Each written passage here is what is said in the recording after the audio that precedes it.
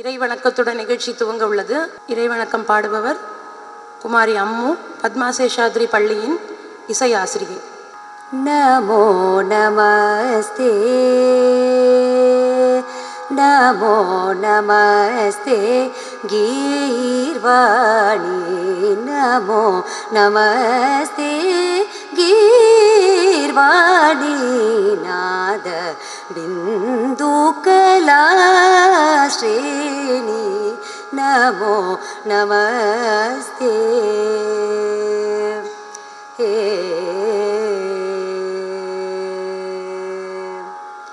சுமனோபாசித கல்யாணி சுமனோபாசித கல்யாணி சுமனோபாசித கல்யாணி சூர சுரனுத ब्रह्माणि उमापति रमापति विदिते कुमार गुरु गुह सम्मुदिते उमापति रमापति विदिते कुमार गुरु गुह सम्मुदिते नमो नमस्ते गीर्वाणी नाद बिन्दु कलाश्रेणी नमो नमस्ते.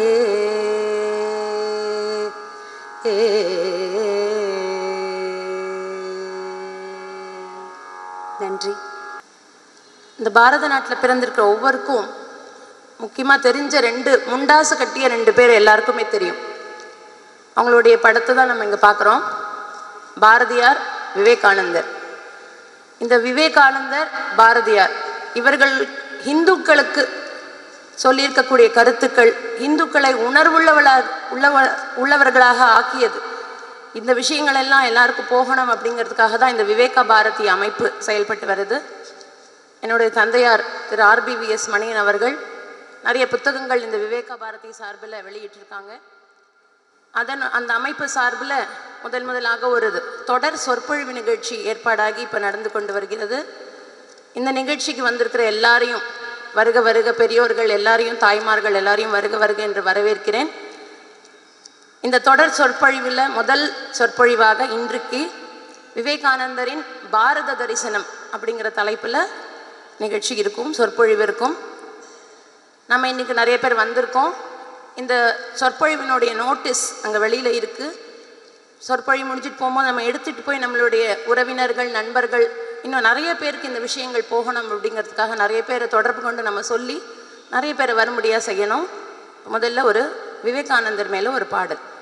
கன்னியாகுமரி கடல் நடுவே பாறையின் மேல் நின்று தவம் செய்யும் கருணை உளம் கொண்ட விவேகானந்த பரமஹம்சரின் மாணவராம். கன்னியாகுமரி கடல் நடுவே பாறையின் மேல் நின்று தவம் செய்யும் கருணை உளம் கொண்ட விவேகானந்த பரமஹம்சரின் மாணவராம். வங்க நாட்டில் பிறந்தவராம், ஆங்கில மொழியில் கற்றவராம். வங்க நாட்டில் பிறந்தவராம், ஆங்கில மொழியில் கற்றவராம்.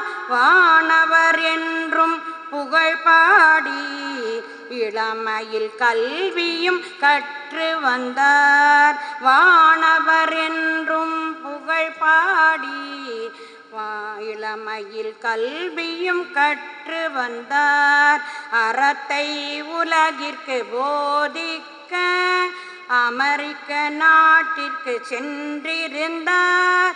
அமிழ்தினும் இனிய கருத்துக்களை அள்ளி கொடுத்தார் அவர்களுக்கு. அறத்தை உலகிற்கு போதிக்க அமெரிக்க நாட்டிற்கு சென்றிருந்தார். அமிழ்தினும் இனிய கருத்துக்களை அள்ளி கொடுத்தார் அவர்களுக்கு. பாரத பூமியை பார்த்திடவே பாதம் நலிய நடந்து வந்தார். பாரினில் மானிடம் புகழ்வோங்க பாரத தாயை வணங்கி நின்றார். பாரத பூமியை பார்த்திடவே பாதம் நலிய நடந்து வந்தார்.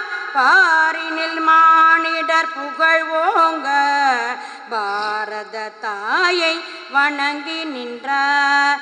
கன்னியாகுமரி கடல் நடுவே பாறையில் மேல் நின்று தபம் செய்யும் கருணை உளம் கொண்ட விவேகானந்த பரமஹம்சரி மாணவராம். பரமஹம்சரின் மாணவராம். நமஸ்ரீ யதிராஜாய விவேகானந்த சூரையே சச்சித் சுக சுரூபாய சுவாமினே தாபஹாரிணே. இன்றைய தலைப்பு விவேகானந்தரின் பாரத தரிசனம். பாரத தரிசனம் என்பது விவேகானந்தருக்கு இரண்டு விதமாக அமைந்தது. ஒன்று, நேரடியாக கண்கொண்டு இந்த பாரதத்தை அவர் தரிசித்தது, ஊனக்கண்ணினாலே அவர் தரிசித்தது. புறக்கண்ணினால் தரிசித்தது போக அகக்கண்ணினாலே விவேகானந்தர் கன்னியாகுமரியில் இருக்கக்கூடிய அந்த கடல் நடுவே அமைந்திருக்கக்கூடிய பாறையில் அமர்ந்து தியானம் புரிகிற போது அகக்கண்ணினால் இந்த பாரதத்தை தரிசனம் செய்தார். இந்த இரண்டையும் சேர்த்து பாரத தரிசனம் என்பதாக இந்த தலைப்பு அமைகிறது. இது தவிர சிகாகோவிலிருந்து திரும்பி வருகிற பொழுது விஜய யாத்திரையாக இந்த பாரதத்தை தரிசிக்கக்கூடிய பாக்கியம் அவருக்கு அமைந்திருந்தது. அதனால் அவருக்கு பாரதத்தை தரிசிக்க கிடைத்த வாய்ப்பு, பாரதத்தை அவர் எதற்காக தரிசிக்க விரும்பினார், அந்த விஷயத்தெல்லாம் நாம் இப்பொழுது பார்ப்போம். ராமகிருஷ்ணருடைய மறைவுக்கு பின்னால்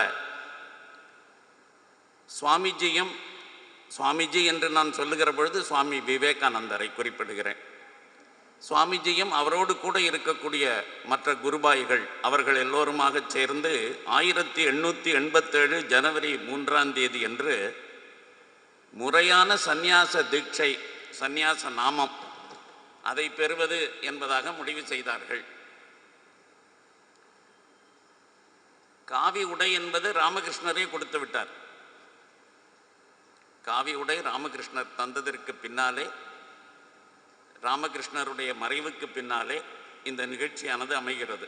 முறையான தீட்சை பெற வேண்டும் என்கின்ற நோக்கத்தோடு கூட விராஜ ஹோமம் செய்து தன்னுடன் கூட இருக்கக்கூடியவர்கள் யாரெல்லாம் சந்நியாசம் ஏற்றுக்கொள்வதற்கு பக்குவப்பட்ட நிலையில் இருந்தார்களோ அவர்களுக்கு எல்லோருக்கும் சந்நியாசம் தந்து தானும் சந்நியாச நாம தீட்சை பெற்று சந்நியாச நாமத்தை தரித்து கொண்டார்கள். அதற்கு பின்னால் பரிவ்ராஜகராக பவனி வருவது என்பது துறவு மேற்கொள்ளுகிறவர்களுக்கு இருக்கக்கூடிய ஒரு நியமம். நம்முடைய பாரம்பரிய சந்நியாசத்தில் யார் துறவியாக இருந்தாலுமே அவர்கள் பரிவ்ராஜகர்களாகத்தான் வாழ்க்கை நடத்துவார்கள். அதாவது சந்நியாச வாழ்க்கை என்பதே பரிவ்ராஜக வாழ்க்கை தான்.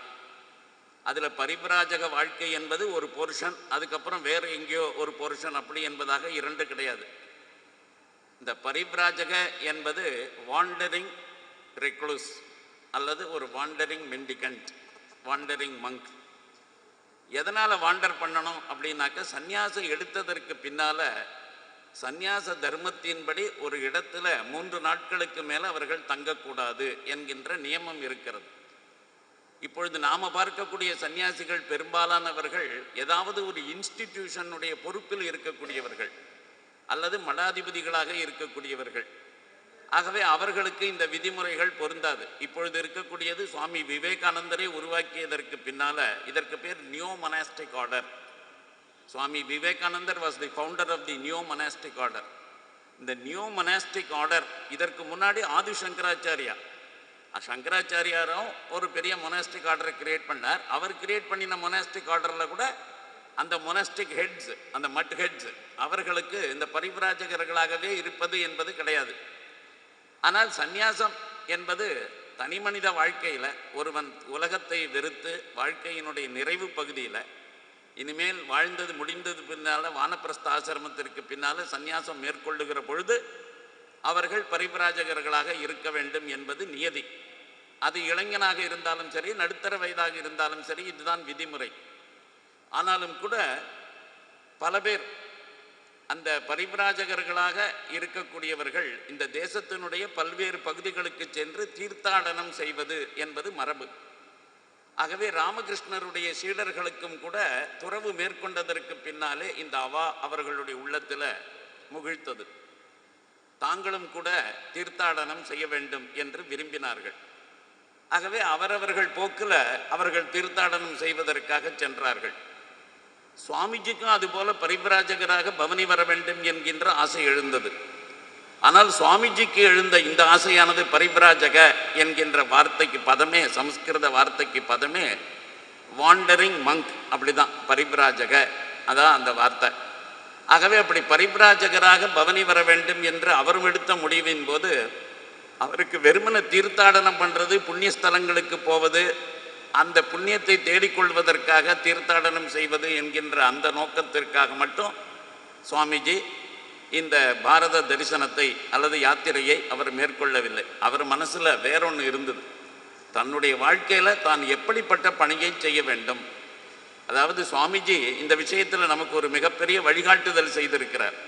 யார் சமுதாயத்திற்கு தொண்டு செய்ய வேண்டும் என்று விரும்பினாலும் கூட அந்த தொண்டு செய்கிறவர்கள் முதல்ல எந்த சமுதாயத்தில் தொண்டு செய்ய விரும்புகிறார்களோ அந்த சமுதாயத்தை பூரணமாக தெரிந்து கொள்ள வேண்டும். அந்த சமுதாயத்தை தெரிந்து கொள்ளாமலே அந்த சமுதாயத்திற்கு தொண்டு செய்வது என்பது நடக்காத காரியம். அதனால் அந்த சமுதாயத்திற்கு தொண்டு செய்வதற்கு முதல்ல அந்த சமுதாயத்தை தெரிந்து கொள்ளணும், நேரடியாக பரிச்சயப்படுத்தி கொள்ள வேண்டும். அப்படி பார்க்கிற பொழுது சுவாமிஜி இந்த தேசத்தில் ஒரு மகத்தான பணி செய்ய வேண்டும் என்று முடிவு செய்தார். என்ன பணி செய்வது என்று இன்னும் முடிவு செய்யலை. ஏதோ ஒரு மகத்தான பணி செய்யணும், இந்த தேசத்திற்கு தொண்டாற்ற வேண்டும் என்கின்ற எண்ணம் அவர் உள்ளத்தில் இருந்தது. ஆனால் அந்த பணி எந்த வடிவத்தில் இருக்கும் என்பதை பற்றியெல்லாம் அவருக்கு ஒன்றும் தெரியல. அதனால் அதை தெரிந்து கொள்வதற்காகவே முதல்ல முடிவு செய்வதற்காகவே பாரதத்தை தரிசிப்பது என்கின்ற நோக்கத்தோடு கூட அவர் யாத்திரையாக புறப்படுகிறார். அப்படி புறப்படுகிற போது சில இடங்களில் அவரோடு குருபாயிகளும் கூட சேர்ந்து சந்திப்பது அல்லது அவரோடு சேர்ந்து பயணம் செய்வது என்கின்ற ஒரு ஆசையை அவர்கள் வைத்து கொண்டிருந்தார்கள். ஆனால் சுவாமிஜி எந்த இடத்துல இப்படிப்பட்ட ஒரு நிலைமை வந்ததோ அந்த இடத்துலலாம் அவர்களுக்கு தெளிவாக சொல்லிவிட்டார், நீங்கள் எங்கூட வருவதை நிறுத்திவிடுங்கள். நீங்கள் போவது என்று சொன்னால் தனியாக எங்கே வேணாலும் போகலாம், ஆனால் எங்கூட வருது, நான் போகிற இடத்துக்கு கூடவே வருவது என்பதெல்லாம் கூடவே கூடாது, நான் தனித்து போக விரும்புகிறேன் என்று சொல்லிவிட்டு யாத்திரையை மேற்கொண்டார். இந்த யாத்திரை கூட 1888 முதல்ல தன்னுடைய மடத்தில் இருந்து அவர் புறப்பட்டு போய் பக்கத்தில் வாரணாசி, அதுக்கப்புறமா திரும்பவும் அவருக்கு வராக நகருக்கே திரும்பி வரக்கூடிய ஒரு நிலைமை. மறுபடியும் 1888 ஆகஸ்டில் பிருந்தாவனம், ரிஷிகேசம், அத்ராஸ் அதெல்லாம் போகிறார். அதுக்கப்புறம் திரும்ப வராக நகருக்கே வருகிறார். மறுபடியும் பக்கத்தில் இருக்கக்கூடிய ஒரு ஊருக்கு போய்விட்டு 1889 ஜனவரியில் இருக்கிறார்.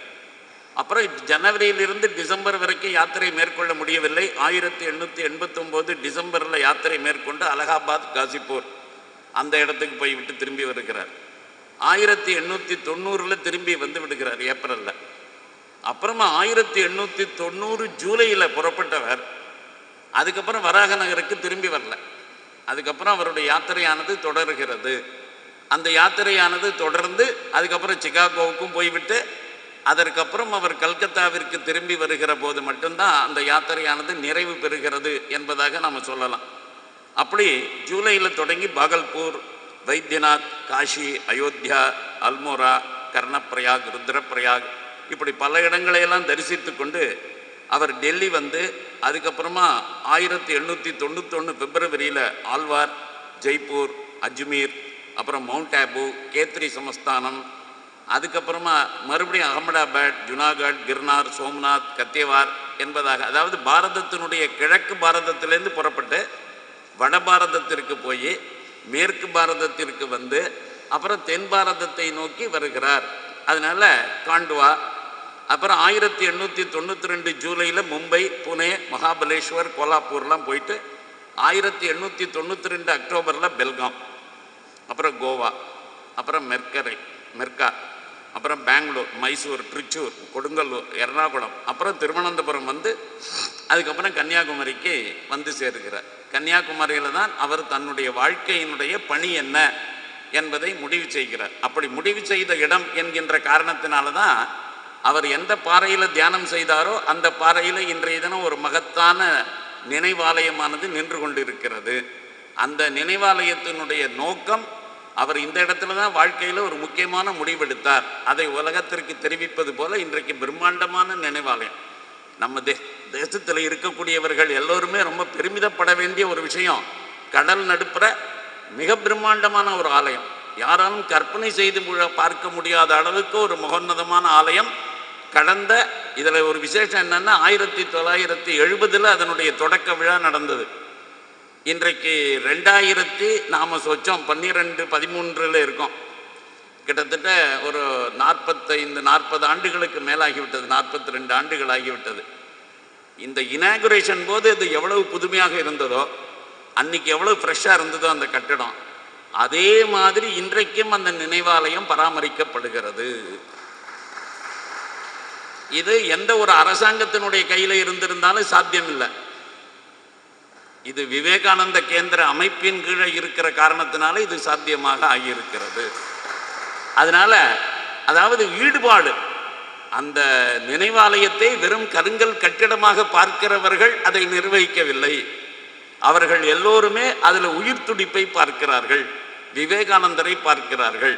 அதனால விவேகானந்தர் உயிரோடு இருந்தால் எப்படி அவர்கள் பராமரிப்பார்களோ அதை போலவே இந்த நினைவாலயத்தையும் பராமரித்து வருகிறார்கள். அதனால அந்த இடத்திற்கு வந்துவிட்டு அதுக்கப்புறம் அவர் மீண்டும் பாரதத்தை அகக்கண்ணினால தரிசிக்க போகிறார். இப்போ இந்த பாரத தரிசனம் என்று சொல்லுகிற பொழுது முதல்ல அவர் பாரதத்தை தரிசிக்க தொடங்கினார் இல்லையா, அவர் பயணம் தொடங்கினார். அப்படி பயணம் தொடங்கிய போது எந்தெந்த ஊரில் சில முக்கியமான நமக்கு இந்த பாரதத்தை தெரிந்து கொள்ளுகிற வாய்ப்பு, இந்த பாரதத்தை தெரிந்து கொள்ளுகிற வாய்ப்பு என்று சொல்லுகிற பொழுது, சமுதாயத்திற்கு தொண்டு செய்கிறவன் ஏதாவது ஒரு சமுதாயத்தில் தொண்டு செய்கிற போது அந்த மக்களை புரிந்து கொள்ள வேண்டும், இடத்தை புரிந்து கொள்ள வேண்டும், அவர்களுடைய தேவைகளை புரிந்து கொள்ள வேண்டும், அவர்களுக்கு அந்த காலகட்டத்தில் எத்தகைய பணியை செய்ய வேண்டும் என்பதை அவன் முடிவு செய்யணும். அதுக்கப்புறம் அதை மேற்கொள்ளணும். நம்முடைய பெரும்பாலான இன்ஸ்டிடியூஷன்ஸு, நாம் செய்யக்கூடிய பெரும்பாலான தொண்டுகள் எல்லாமே இந்த அடிப்படையில் அமைவதில்லை. இது முதல்ல நாம் தெரிஞ்சுப்போம். ஏதோ ஒரு சர்வீஸ் பண்ணணும் சார், அதனால் நாங்கள் பண்ணிகிட்ருக்கோம். இந்த சர்வீஸ் அவனுக்கு தேவையா, அதை பற்றி நாம் சிந்திக்கிறது கிடையாது. அது இன்றைய அவசியமா, அதை பற்றி நமக்கு சிந்திக்கிறது கிடையாது.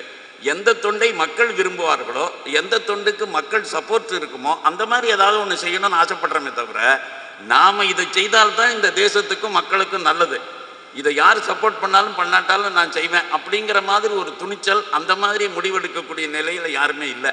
ஆனால் சுவாமிஜி அப்படிப்பட்ட ஒரு தொண்டைத்தான் செய்ய விரும்பினார். அதனால் ஏற்கனவே என்ன நடந்து கொண்டிருக்கிறது, மற்றவர்கள் என்ன செய்து கொண்டிருந்தார்கள், மற்றவர்கள் என்ன பேசி கொண்டிருந்தார்கள், அதே பணியை தான் செய்யணும் அப்படின்னு அவர் ஆசைப்படலை.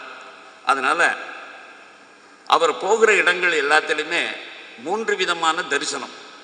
ஒரு தரிசனம் அந்த காலகட்டத்தில் வாழ்ந்த மக்களை தரிசிப்பது, மக்களோடு பழகுவது. மக்களோடு பழகுவதுன்னா என்ன, இப்போ நாம் கூட ஏதாவது ஒரு அகில பாரத தரிசனம் அப்படின்னாக்கா, இப்போ நாமெல்லாம் மக்களை புரிஞ்சுக்கிட்டு தரிசனம் பண்ணலை, நாமெல்லாம் பாரத தரிசனம் பண்ணுறோங்கிறதே தப்பு. ஏன்னா நாம் ஏதாவது ஒரு கோவிலுக்கு போவோம், அப்புறம் அந்த கோவிலேருந்து 5 ஸ்டார் ஹோட்டல் எங்கே தங்கியிருக்குமோ அங்கே வருவோம், அப்புறம் அந்த 5 ஸ்டார் ஹோட்டல்லேருந்து ஏர்போர்ட்டுக்கு போவோம், ஏர்போர்ட்டில் இந்த ஃப்ளைட்டில் போய் அடுத்த ஊருக்கு அதே மாதிரி போயிட்டு அதே ஏர்போர்ட்டு, அதே 5 ஸ்டார் ஹோட்டல், அதே அந்த கோவில், இந்த மாதிரி பண்ணுறதுக்கு பேர் பாரத தரிசனம் இல்லை.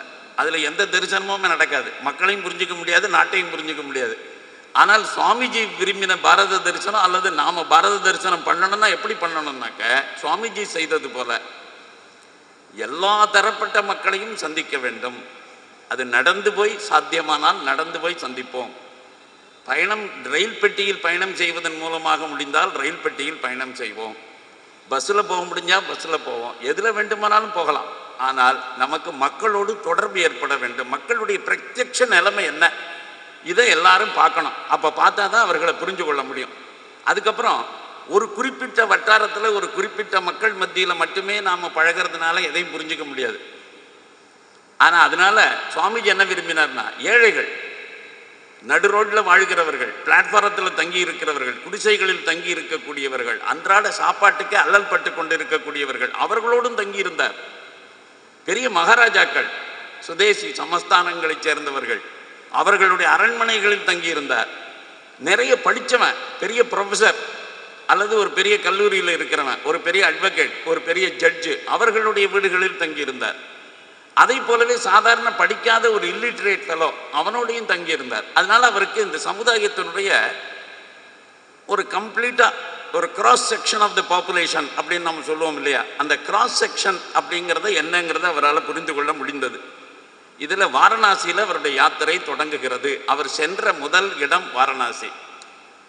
அதனால் இந்த வாரணாசியில் அவர் என்ன பார்த்தார் அப்படிங்கிறத நம்ம முக்கியமாக தெரிந்து கொள்ளணும். இந்த வாரணாசியில் தான் ஆதிசங்கரருடைய யாத்திரையும் தொடங்கியது. ஆதிசங்கரர் பரிபிராஜகராக யாத்திரையை தொடங்கல, ஆதிசங்கரருடைய விஜய யாத்திரை காசியிலிருந்து தொடங்குகிறது. ஏனென்று சொன்னால் அவருடைய பரிபிராஜக யாத்திரை அவருடைய தாயாரிடமிருந்து சந்நியாசம் பெற்று மானசீகமாக அங்கிருந்து அவர் தொடங்கி தன்னுடைய குருவை தேடி போகிறார் அல்லவா, கோவிந்த பகவத்பாதரை தேடி. அது பரிபிராஜக யாத்திரையாக முடிந்து விடுகிறது. அதற்கு பின்னதாக அந்த குருவினிடத்தில் தீட்சை பெற்றதற்கு பின்னால் காசிக்கு வந்து அங்கிருந்து தன்னுடைய பணிகளை எல்லாம் தொடங்கி அதுக்கப்புறம் அவர் யாத்திரையை தொடங்குகிறார். அதுவும் வாரணாசி தான். வாரணாசி பாரத நாட்டினுடைய கல்ச்சுரல் நெர்வ் சென்டர். இதை நம்ம தெளிவாக புரிஞ்சுக்கணும். இந்த நாட்டினுடைய வரலாற்றில் இந்த வாரணாசி அப்படிங்கிற ஊருக்கு என்ன முக்கியத்துவம் இருக்குன்னா, நம்ம நாட்டினுடைய பாரம்பரியத்தினுடைய பண்பாட்டினுடைய இதயஸ்தானம். இங்கிருந்து தான் எல்லா நரம்புகளுமே வெளியேறுகின்றன. ஆகவே இந்த இரத்த நாளங்களெல்லாம் இங்கிருந்து தான் புறப்பட்டு எல்லா இடங்களுக்கும் போகிறது. ஆகவே அந்த காசிக்கு அவ்வளவு மகத்துவத்தை எல்லா காலகட்டத்திலும் நம்முடைய இந்துக்கள் கொடுத்து வந்திருக்கிறார்கள், ஞானிகள் மகான்கள் கொடுத்திருக்கிறார்கள். அதில் இந்த இடத்துல அவர் தன்னுடைய யாத்திரையை தொடங்குகிறார். அதில் ஒரு அருமையான பாடம் அவருக்கு கிடைக்கிறது. அதை மட்டும் நான் சொல்ல ஆசைப்படுறேன். அது என்னன்னாக்க, காசி நகரத்தில் அந்த நகரத்தினுடைய ஓரத்தில் ஒரு துர்காதேவி கோவில். அந்த துர்க்கை அம்மனை தரிசித்து விட்டு இவர் ஒற்றையடி பாதை வழியாக வந்து கொண்டு இருக்கிறார். அதில் பாதை ரொம்ப குறுகல். இந்த பக்கம் ஒரு பெரிய குளம், இன்னொரு பக்கத்தில் ஒரு பெரிய சுவர். அதனால் அந்த பக்கமும் ஓட முடியாது, இந்த பக்கமும் யாரும் போக முடியாது. அந்த பாதையில் அப்படியே முன்னுக்கு பின் தான் போகலாம், நடக்கலாம். அப்படி அவர் நடந்து வந்து கொண்டு இருந்தார். அப்போ சில குரங்குகள் இவரோடு கூடவே பயணிக்க தொடங்கின. அந்த வாரணாசியினுடைய குரங்குகள் கொஞ்சம் உருவத்தில் பெரிதாகவும் பார்ப்பதற்கு கொஞ்சம் பயங்கரமானதாகவும் இருக்கும். அதனால் இவர் என்ன பண்ணினார், எதிர்த்தாப்பில் அந்த குரங்கு வருது இவர் போயிட்டு இருக்கிற பாதையில். அதனால் அதுக்கு பயந்து கொண்டு இவர் என்ன பண்ணார், சரி இந்த பாதையில் போக வேண்டாம், நம்ம திரும்பி இந்த பாதையில் போவோம் என்று சொல்லி திரும்பி நடக்க தொடங்கினார். இவர் திரும்பி நடக்கிறாருன்னு தெரிஞ்ச உடனே அந்த குரங்கு கூட்டம் இவரை துரத்த தொடங்குகிறது. துறக்கிறதுன்னு பின்னாடியே நடந்து வருது. அதுவும் இவர் அது வேகமாக நடந்து வருகிறதுன்னு சொல்லிவிட்டு இவர் இன்னும் கொஞ்சம் வேகமாக நடக்கிறார். இவர் வேகமாக நடக்கிறாருன்னு அது இன்னும் வேகமாக நடக்குது. அப்புறம் இவர் ஓடினா தான் இனிமேல் தப்பிச்சுக்கலாம் அப்படின்னு நினச்சிக்கிட்டு ஓட ஆரம்பிக்கிறார். அவர் ஓடுகிற பொழுது அந்த குரங்குகளும் கூட வேகமாக ஓடுகின்றன. இவருக்கு இனிமே இந்த குரங்கு கூட்டத்திலேருந்து தான் தப்பிக்க முடியும் அப்படிங்கிற ஒரு நிலைமை இல்லை. அப்படின்னோன்னா மூச்சிறைக்க இனிமேல் எப்படி ஓடுறது அப்படின்னு சொல்லி யோசித்து கொண்டு ஓடிக்கொண்டே இருக்கிற நேரத்தில் எழுத்தாப்பில் ஒரு துறவி ஒருத்தர் வந்தார். அவர் சொன்னார், ஃபேஸ் தி ப்ரூட்ஸ். ஒரே ஒரு வார்த்தை மட்டும் சொன்னார், ஃபேஸ் தி ப்ரூட்ஸ் அப்படின்னு சொல்லிட்டு. இந்த வார்த்தையை சுவாமி விவேகானந்தர் சொல்லுகிறார், என்னுடைய வாழ்க்கையில் எனக்கு கிடைத்த மகத்தான உபதேசம், மகத்தான உபதேசம். Face the brutes. இந்த ஒரு வார்த்தையை சொல்லிவிட்டு அவர் போயிட்டார். ஃபேஸ் தி ப்ரூட்ஸுங்கிறது அர்த்தம் என்னன்னு புரிஞ்சுட்டார் இவர். அதனால அந்த இடத்துல நின்னார், திரும்பினார், அந்த குரங்குகளை முறைத்து பார்த்தார். இவர் முறைச்சு பார்க்கிறாருன்னு உடனேயே அந்த குரங்குகள் எல்லாம் உடனடியாகவே அவைகள் திரும்பி வேகமாக போக தொடங்கிவிட்டன. இவரை நோக்கி வந்து இவரை சேஸ் பண்ணி கொண்டு வந்திருந்த குரங்குகள் இப்பொழுது இவர் திரும்பி முறைச்ச உடனே அவைகள் திரும்பி ஓடத் தொடங்கிவிட்டன. அப்போ அவர் அதை பற்றி தன்னுடைய வாழ்க்கையில் சொல்லக்கூடிய விஷயம்தான் நமக்கு ரொம்ப முக்கியம். ஏன்னா it is a message for all of us. It is not only a message for Swami Vivekananda. It was a message and it is a message for everybody. அது என்னன்னு கேட்டாக்க, அன்றுதான் என் வாழ்க்கையில் நான் புதிய பாடத்தையே ஒன்றை கற்றுக்கொண்டேன். வாழ்க்கையில் நம்மை பிரச்சனைகள் எதிர்கொள்ளுகிற பொழுது, இந்த ப்ரூட்ஸுங்கிற வார்த்தையை அவர் வெறும் அந்த விலங்குக்காக மட்டும் எடுத்துக்கல, நம்மை தொடர்ந்து துரத்தி வருகிற பிரச்சனைகள் இருக்கின்றனவே, அந்த பிரச்சனைகளை கண்டு எவன் ஒருவன் பயந்து ஓடுகிறானோ அவனை பிரச்சனைகள் மேலும் துரத்தும். ஆகவே அந்த பிரச்சனைகளை எப்படி சமாளிக்கிறது? முதல்ல அந்த பிரச்சனைகளை எதிர்கொள்வதற்கு துணிந்து நில். அப்படி நின்றுட்டா the facing the problem is of solution to the problem. எப்பொழுதுமே இந்த பிரச்சனையெல்லாம் எப்போ நம்ம கண்டு அதிகமாக பயப்பட அந்த பிரச்சனை விஸ்வரூபம் எடுக்கும். அதுக்கு பதிலாக ஃபேஸ் தி ப்ராப்ளம் அப்படிங்கிறத நான் புரிந்து கொண்டேன். அதனால் வாழ்க்கையில் நாம் தெரிந்து கொள்ள வேண்டிய ஒரு விஷயமே, எல்லாருக்கும் பிரச்சனை வரும். அது கிரகஸ்தனாக இருக்கிறவனுக்கும் வரும், துறவிக்கும் வரும், ஒரு இன்ஸ்டிடியூஷனை நடத்துகிறவருக்கும் வரும், அந்த இன்ஸ்டிடியூஷனில் தொண்டனாக இருக்கிறவனுக்கும் வரும், எல்லாருக்குமே வரும். அப்படி வருகிற போது அந்த பிரச்சனைகளை எதிர்கொள்ள வேண்டும். இதுதான் என்னுடைய வாழ்க்கையில் தன்னுடைய பயணத்தில் தான் கற்றுக்கொண்ட முதல் பாடம் என்பதாக சுவாமிஜி இதை ரெக்கார்ட் பண்ணியிருக்கிறார். அதனால் அந்த சம்பவத்தை மட்டும் இந்த பாரத தரிசனத்தில் அவருக்கு ஏற்பட்ட அந்த அனுபவம் அவருக்கு மட்டும் ஒரு படிப்பினை அல்ல, நமக்கும் கூட ஒரு படிப்பினை அப்படிங்கிறதுனால. அப்புறம் இந்த சுவாமிஜிக்கு இருந்த ஒரு கெட்ட பழக்கம்னா உலகத்தவர்களுடைய கண்ணோட்டத்தில் கெட்ட பழக்கம். அதாவது பெரும்பாலான மக்கள் அதை சரியாக புரிந்து கொள்ள முடியாத காரணத்தினால கெட்ட பழக்கம். அந்த காலத்தில் அது பல குடும்பங்களில் இருந்த ஒரு பழக்கம். ஆனால் துறவி இடத்தில் அதை யாரும் எதிர்பார்க்க மாட்டார்கள். துறவியாக இருக்கிறவர் அப்படி செய்யணும் அப்படிங்கும் போது அவர்களுக்கு அது பிடிக்காது பல பேருக்கு. அப்படிப்பட்ட ஒரு பழக்கம் என்னென்னா, இந்த ஹூக்கா பிடிக்கிறது. சுவாமிஜி ஹூக்கா பிடிக்கிற பழக்கம் வச்சுருந்தார். அவரால் விட முடியல. அதாவது சிகரெட் ஸ்மோக்கிங். அந்த காலத்தில் ஹூக்கான்னு இப்படி வச்சு அது ஒரு பைப்பு மாதிரி வந்து வாயில் வச்சு உறிஞ்சிருது, அந்த புகை வரும். அதனால் அதை வைக்கக்கூடிய ஒரு பழக்கம் இருந்தது. அதனால் இந்த பழக்கத்தை சில பேர் விரும்ப மாட்டாங்க, ஒரு துறவிக்கிட்ட இந்த பழக்கம் இருக்கிறத. ஆனால் நாம் ஒரு விஷயத்தை இந்த இடத்துல புரிந்து கொள்ளணும். யாரையும் ஒரு ஞானியை மகானை பார்க்கிற பொழுது அவர்களுடைய அன்றாட ஹேபிட்ஸ் இருக்கு இல்லையா, அதை வச்சு அவர்களை முடிவு செய்யக்கூடாது. ஏன்னா நமக்கு ராம் சூரத்குமார் நல்லா தெரியும், பக்கத்திலேயே இருந்தார் ராம் சூரத்குமார்கிட்ட யார் போயிருந்தாலும் சரி, பின்னாடி ராம் சூரத்குமார் ஒரு பெரிய பிரபலமான இன்ஸ்டிடியூஷன்லாம் பில்டப் ஆகி இன்றைக்கி ஒரு பெரிய மடம் அதெல்லாம் இருக்குது. ஆனால் ராம் சூரத்குமார் ஒரு வீட்டு திண்ணையில் உட்கார்ந்து ஞானியாக மகானாக இருக்கிற பொழுது, யாராவது ஒரு ஞானியை மகானை பார்க்க போகிறது அப்படின்னாக்கா எப்பொழுதுமே நம்ம என்ன செய்வோம், ஏதாவது பழம் வாங்கிட்டு போவோம். அவருக்கு பிடித்தமான ஏதாவது ஒரு பழத்தை தான் வாங்கிட்டு கொண்டு போய் கொடுப்பது என்பது மரபு வழக்கம். ஆனால் இவரை பொறுத்த வரைக்கும் ராம் சூரத்குமாரை பார்க்க போகிறவர்களுக்கு 555 சிகரெட் பேக்கெட்ஸ் அதைத்தான் எல்லாரும் வாங்கிட்டு போவாங்க. அதை வாங்கி கொண்டு போய் கொடுத்தாக்க அதை முழுக்க கூட அவர் ஸ்மோக் பண்ண மாட்டார். அது சும்மா ஒரு பப்னு 2 இழுப்பு இழுப்பார், அதை தூக்கி போட்டுருவார். அதனுடைய காஸ்ட்டு, அது என்ன விலைக்கு கொடுத்து வாங்கியிருப்பான், அது எவ்வளோ பெரிய முக்கியமான ஒரு விஷயம், அதை கொண்டு வந்து கொடுக்குறானே, அவன் கண் முன்னாடியே அதை வேஸ்ட் பண்ணுறமே அப்படிங்கிறத பற்றியெல்லாம் அவருக்கு கவலை இல்லை. அதனால அப்படி ஒரு பழக்கத்தை அவர் வச்சுருந்தார், கடைசி வரைக்கும் வச்சுருந்தார். ஆனால் அந்த சிகரெட் ஸ்மோக் பண்ணுற பழக்கத்தினாலேயே பல பேர் அவருக்கு ஆஃபரிங்கே சிகரெட்டை கொண்டு வந்து கொடுக்குறது, அதுதான் அவர் விரும்புவார். ஆனால் அதனால் சிகரெட் ஸ்மோக் பண்ணியிருக்க காரணத்தினால இவர் ஞானி இல்லை, இவர் மகான் இல்லை அப்படிங்கிற முடிவுக்கு நாம் வர முடியாது. நாம் இந்த விஷயங்களெல்லாம், இந்த பூண்டி சாமியார் இருந்தார், அவரும் அப்படி தான். அந்த மாதிரி நீங்கள் சாமியார்கள் பல பேருடைய வாழ்க்கையெல்லாம் பார்க்கிற போது அவர்களுடைய வாழ்க்கையில் வெளிப்படையாக நம்ம பார்க்கக்கூடிய சில விஷயங்களை வைத்து நாம் முடிவு பண்ணக்கூடாதுங்கிறதுனால இவருக்கு இப்போ கொஞ்ச நாளாகவே ஹூக்கா குடிக்க முடியல. பரிவிராஜகரை போக்குற போது யாரும் ஹூக்கா கொடுக்க போகிறா, அதனால பரிவிராஜக சன்னியாசியாக இவர் போய் கொண்டு இருந்த பொழுது நிச்சயமாக ஹூக்கா கிடைக்கல. அப்போ ரோடு ஓரத்தில் ஒரு தோட்டி ஒருத்தன், அவன் இந்த ஹூக்கா குடிச்சிட்டு இருந்தான். இந்த ஹூக்கா குடிச்சிட்டு இருந்தவொடனே இவருக்கு ஒரு ஆசை வந்துச்சு. அதனால் அப்பா நான் ஒரு பஃப் இழுத்துக்கிறேனே அப்படின்னாரு அவங்ககிட்ட போய். அவன் சொன்னான், அது ஒன்றும் எனக்கு பிரச்சனை இல்லைங்க, ஆனால் நான் ஒரு தோட்டி, நீங்களும் ஒரு சன்னியாசி, அதனால் என்னுடைய இந்த ஹூக்காவில் நீங்கள் குடிக்கிறது நியாயமாங்கிறத பார்த்துங்கன்னு. ஆனால் அவருடைய வாழ்க்கையில் அவருடைய தந்தையாருடைய வீட்டில் இருக்கிற போதே அவருக்கு இந்த அனுபவம் ஏற்கனவே இந்த ஹூக்காவெல்லாம் பல ஜாதிக்காரர்களுக்கு பலவிதமான ஹூக்காக்கள் எல்லாம் வைத்திருந்து எல்லா ஹூக்காவிலையும் ஒரே விதமான ஸ்மோக்கு தானே வருகிறது என்பதை அவர் ஏற்கனவே உணர்ந்து சொன்னியவர். அதனால் அவருக்கு இது ஒன்றும் புதுசு இல்லை. ஆனாலும் கூட இப்போ இவருக்கு சன்னியாசியாக இருக்கோம், தான் உண்மையிலேயே அவங்ககிட்ட குடிக்கலாமா கூடாதாங்கிறதுல கொஞ்சம் சின்ன தயக்கம் வந்தது. ஆனால் இது ஒரு டெஸ்ட்டு தான். ஆனால் உடனடியாகவே அவர் சொன்னார், அப்பா சன்னியாசினா எனக்கு என்ன ஜாதி இருக்கு, அதனால் நீ சும்மா கொடு கொஞ்ச நேரம் அதை ஒரு இழுப்பு இழுத்துட்டு போகிறேன்னார். இழுப்பு இழுத்துட்டு போயிட்டார். எதுக்காக சொல்கிறேன்னாக்கா, சுவாமிஜிக்கு இந்த வித்தியாசங்கள் இல்லாமல், இந்த ஜாதி வித்தியாசங்கள் எல்லாம் இல்லாமல் வாழ வேண்டும் என்பதை ப்ராக்டிக்கலாக அதாவது இந்த பயணங்கள் எல்லாமே நமக்கு அனுபவபூர்வமாக சில விஷயங்களை கற்றுக்கொள்கிற போது மட்டும்தான் நமக்கு அது புரியும், அதனுடைய தத்துவம் புரியும். கிளாஸ் ரூமில் வச்சு பல கற்றுக்கிறது, புஸ்தகத்திலேருந்து கற்றுக்கிறதெல்லாம் அதிகமாக ஒன்றுமே செய்ய முடியாது. அந்த மாதிரி ஒரு அனுபவம் அவருக்கு ஏற்பட்டது. இந்த பிருந்தாவனத்தில் அவருக்கு இன்னொரு அனுபவம் ஏற்பட்டது. அந்த அனுபவம் என்னன்னா, ஒரு நாளைக்கு திடீர்னு சுவாமிஜி முடிவு பண்ணார், நாம் அப்பப்போ பசிச்சாக்க யார்த்தையாவது போய் எங்கேயாவது போய் சாப்பிட்றோம், கேட்குறோம், சாப்பாடு கொடுங்கங்கிறோம், சாப்பிட்றோம். அந்த மாதிரியெல்லாம் என்னத்துக்கு போகணும்? ஏதாவது ஒரு இடத்துல இருக்கோம், ஒரு தர்மசாலா இருக்கும், அங்கே போய் சாப்பிடுவோம்.